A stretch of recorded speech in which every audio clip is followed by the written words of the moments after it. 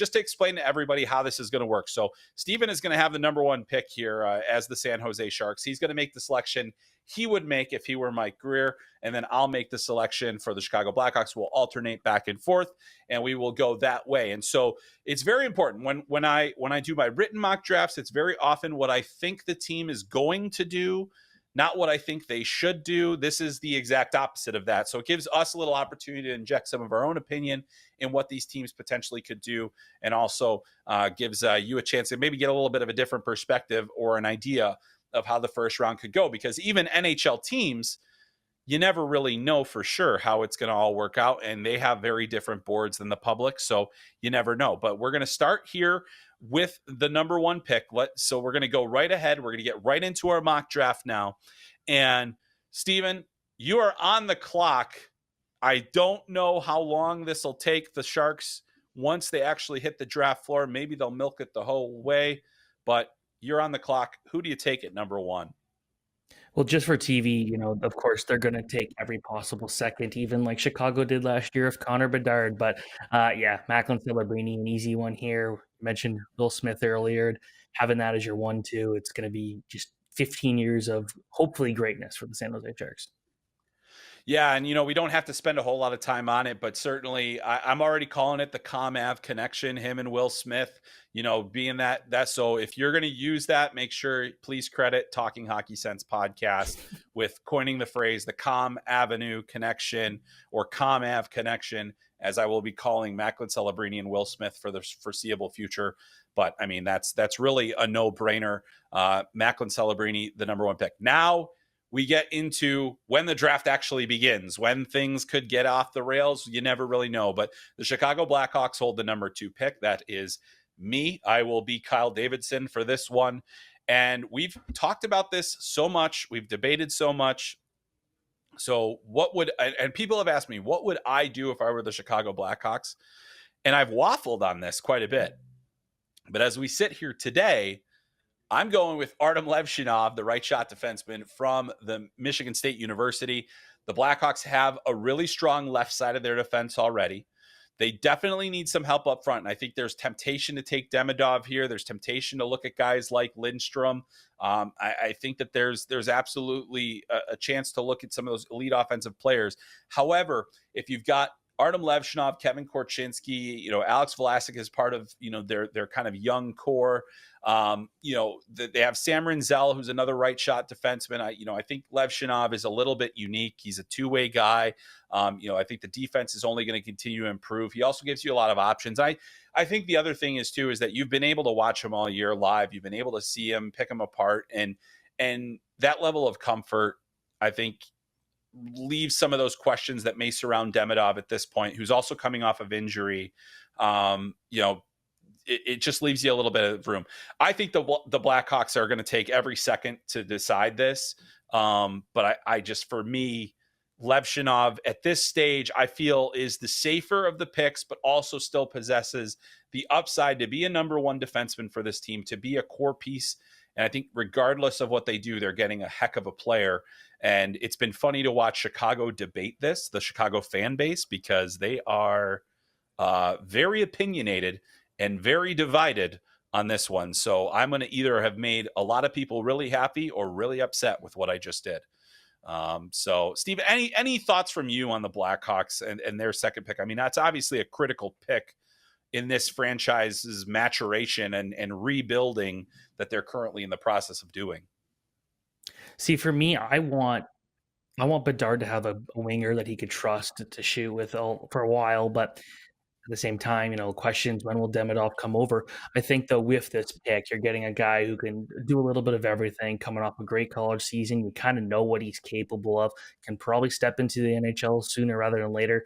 And, defensive depth is so important. This is a team that's going to be not so great for a few more years, but if you have a guy who you kind of hope you could potentially be on your top pairing in the short term, that's a move you got to make, I think.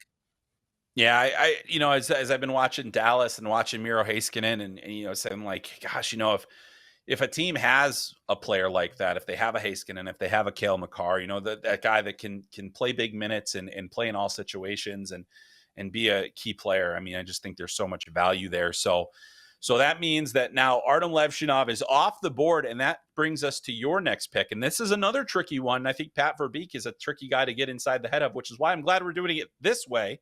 But you are the Anaheim Ducks. You got the number 3 pick. Celebrini and Levshinov are gone. Where are you going, Steven? So I got to go with Ivan Demidov here. I just like the opportunity to get, a high-end winger with Leo Carlson and Mason McTavish out there. I like a couple of the left-handed defensemen that they already have there in Minchikov and Zellweger. So I don't know if there's necessarily the right spot for Sam Dickinson or even Anton Stiliev. I still think though, just what you're going to get for Demidov is a guy who could be a game breaker. And yeah, it's unfortunate he kind of finished the season with the injury, but we saw those numbers he was putting up. And sure, it was the MHL, but he stood ahead of the whole pack there. You see the skill there. You see, when you're drawing comparisons to Matt Michkov, pretty much right off the bat, you must be good. And to me, I enjoyed every viewing I had of him for the most part. I know there's some concerns about his all-around game, but I just think the stuff he does with the puck, the Ducks are going to be a lot of fun to watch, especially on the power play. So that's who I'd be taking. Yeah, and I mean, you just think about the incredible dynamic forward group that they would build, and if you have Demidov in that mix on top of that, I mean, it is really special. I mean, I think that's going to be a real decision there as well for them. To me, the way this defense is going to shake out is going to be particularly interesting because we have so many top end defensemen in this draft that it's going to be really tricky for kind of plotting where this next group is going to go. And I really think that next group, it starts with the Columbus Blue Jackets. This is a team that still has a lot of need. They're going to be there at number 4. We now know that Celebrini, Levshinov, Demidov are off the board on our mock draft. And so now the Columbus Blue Jackets, which just announced right before this podcast that Don Waddell is taking over as general manager. It was a poorly kept secret that he was going to go to Columbus. The one thing that I would say about Waddell is I don't think this, I was kind of waiting to see who they were going to pick as general manager to see if that changed my viewpoint of the draft at all. But, based on what I know about Don Waddell's management style, he lets the people that are in those jobs make those decisions. And so Columbus is already down the road. I don't think this is going to change that too much. So to me, it comes down to where they're at. They've got some really excellent young defensemen in David Jiricek and Denton Mateychuk already in the mix. And if you've been watching the Memorial Cup, you've seen Denton Mateychuk play quite well and certainly played excellently throughout the WHL playoffs. And so that's, you've got 2 really good players there. However, I think you still need more. And obviously Zach Werenski is a long-term piece there on top of that. So you consider that as well. But I just think, the opportunity to grab a high-end defenseman here is too great. The other thing is that we've seen, there's been some success with Russian players in Columbus. And so with that in mind, with the number 4 pick, the Columbus Blue Jackets are proud to select Anton Selayev from the KHL. Obviously he brings the size factor. There's that good defending. You do have to wait a little while for him, which I don't think is entirely comfortable, but you say, we feel like we're starting to build a forward group. We've got some young defensemen on the way. Obviously there's been a little bit of shakiness with the whole David Jiricek situation. I think there's some relationship repair that's going to happen there in order for them to kind of have Jiricek as part of their long-term viewpoint. But I really do think that Anton Selayev, to me, makes a lot of sense here. The upside is astronomical on top of, just the fact that he's got that size and he's played pro. I think if you're Columbus and you've got that infrastructure as well with guys like Chinakov and Marchenko and, Voronkov and, so you've had some success in building those relationships, and you have a pretty good environment to bring a Russian player into. That's why I'm going to go with Anton Selayev. Yeah, I like that one there too. The Russian connections, the European connections in general, it makes a lot of sense.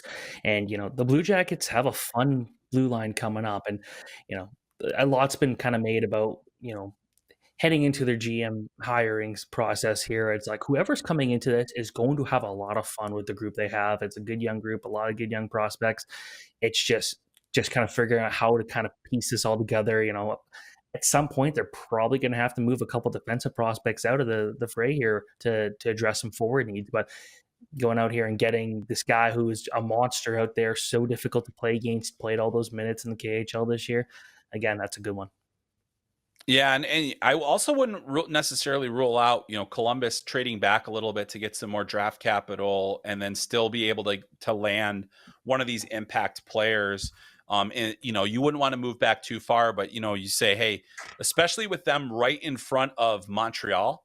Montreal can be a bit of a wild card on draft day, so I would be very interested to see what Don Waddell does, and he's never been shy about trading back at the draft, and that's really, Carolina has been the kings of trading back, the last few years just to try to compile draft picks. But now you're back on the clock, and this is to me one of the most fascinating and confounding picks.